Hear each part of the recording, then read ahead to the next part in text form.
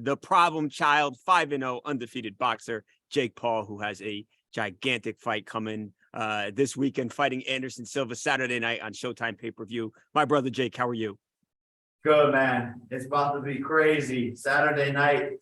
Ooh, the fight of the year and the undercard of the year. Like, it's not just my fight, it's the whole slew of entertainment on the undercard. Yeah, I got to be honest, Jake. I talked to Dr. Mike last week. I'm so into that fight. Talked to Le'Veon earlier today, him going and fighting Uriah Hall. Like, this is, you don't see this a lot of times with boxing, but the card start to the finish is stacked. That's credit to you, Jake. Yeah. Well, how are you feeling, man? This is, I think in a lot of people's mind, your hardest test. We know how old Anderson is, but that guy like defies physics and logic and all of that stuff. This man can still fight. He's proven it time and time again. How are you feeling as we're only hours away from arguably your toughest battle as a professional boxer? I'm excited, man. I know it's really tough. It's gonna be a war. I will have to have a perfect fight, but I'm prepared for that. I've worked so hard, man. I've sacrificed everything for this moment. And it's not gonna be easy, but I know that my power and speed will prevail, and I believe that I will KO him. You know, you don't have to do any of this, right? I mean, you have all the money you want, the fame, you have all of that, but you have dedicated yourself. How much work have you done? How much of your life has gone into this, Jake? Everything.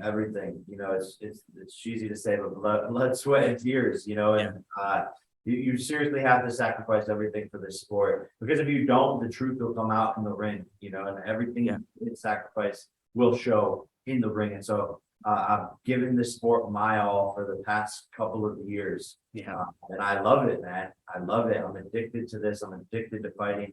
And to me, I finally found my calling. And I know this is what I'm supposed to be doing and what I was put on earth to do. Wow. Now, that's saying a lot coming from you, who has been so successful in something else too.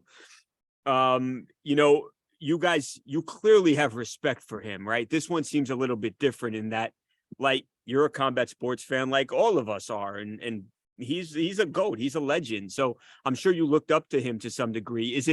Has it been harder to go through this process and selling a fight and then trying to hurt somebody that you actually like? No, I mean, once the bell rings, it's war. And as far as I'm concerned, he's trying to stop my run. He's trying to take food off of my future kid's plate. So it's war, and I don't take that lightly. We can be friends. I look up to him. I respect him so much. He was my idol growing up.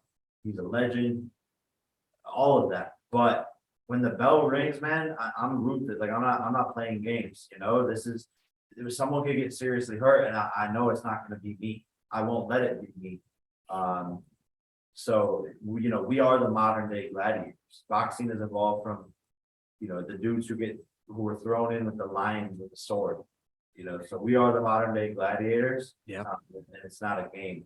I don't think that lightly. So it will be a war on Saturday. Could you ever have imagined that you'd be sitting here right now and Saturday night you're going to fight Anderson Silva? Nah. Like on Showtime Boxing, like main event? Nah, it's really weird. It's really weird.